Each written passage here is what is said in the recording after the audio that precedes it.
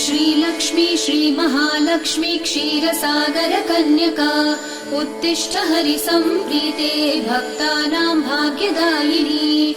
श्रीलक्ष्मी श्रीमहालक्ष्मी क्षीरसागर कन्यका उत्तिष्ठ हरिसम्प्रीते भक्तानां भाग्यदायिनी।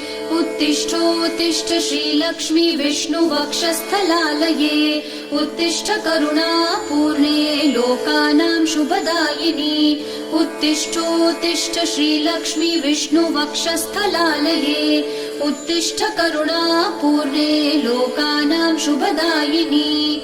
श्रीपद्ममध्यवसिते वरपद्मनेत्रे श्रीपद्महस्तचिरपूजित पद्मपादे श्रीपद्मजात जननी शुभपद्मवक्त्रे श्रीलक्ष्मी भक्तवरदे तव सुप्रभातम्।